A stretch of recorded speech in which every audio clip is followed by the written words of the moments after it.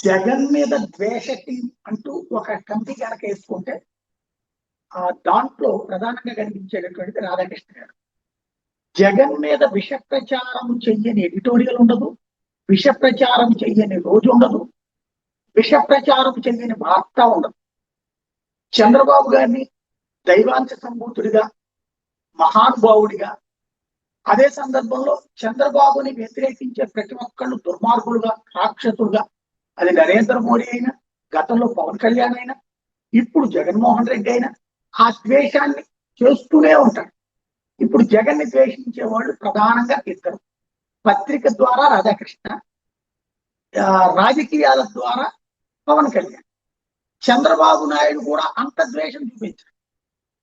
పవన్ కళ్యాణ్ జగన్ని ఎట్టి పరిస్థితుల్లో అధికారం రాకూడదని పార్టీ పెట్టారు. అధికారంలోకి రాకుండా అడ్డుపడే ప్రయత్నం 2019లో చేశారు. మళ్ళీ వెళ్ళడానికి తెలుగుదేశంతో పొత్తు కంటిన్యూ చేసుకుంటారు. అంతగా జగన్ మీద ద్వేషం ఉంటుంది. నిరంతరం జగన్ని ద్వేషిస్తుంటారు. ప్రతి ఉపన్యాసంలో జగన్ని ద్వేషించకుండా ఆయన సాగదు. అధికారంలో ఉన్నప్పుడు ద్వేషించారంటే అర్థం. ప్రతిపక్షంలో ఉన్నప్పుడు కూడా ద్వేషిస్తున్నారంటే ఏంటి అక్కడ? అధికారంలో ఉన్న జగన్ పవన్ ని ద్వేషించారంటే అర్థం అవుతుంది. అధికారంలో దిగిపోయినటువంటి జగన్ని పవన్ ద్వేషించడం దగ్గర ఏముంటుంది? అప్పుడు రాజకీయం అవుతుంది, ఇప్పుడు రాజకీయం. కానీ వ్యక్తిగత ద్వేషాన్ని పదే పదే ఎక్స్ప్రెస్ చేస్తున్నారు ఆయన. ఇక రాధాకృష్ణ అయితే ఇవాళ నిన్న జగన్ ప్రెస్ మీట్ పెడితే ప్రెస్ మీట్ వార్త సింగల్ కాలం. ఆ తర్వాత ఈ ద్వేషపూరిత వార్తలు చూస్తే కంప్లీట్ అన్నది. జగన్ చెప్పిన మొక్క 6 లైన్లు రాశాడు.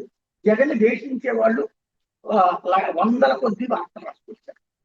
ఆయనకి ఎందుకు అంత ద్వేషం అనేటటువంటి చెప్పరు. ఈ ఇద్దరు కూడా అబ్బెబ్బే మాకేం వ్యక్తిగత ద్వేషం లేదంట.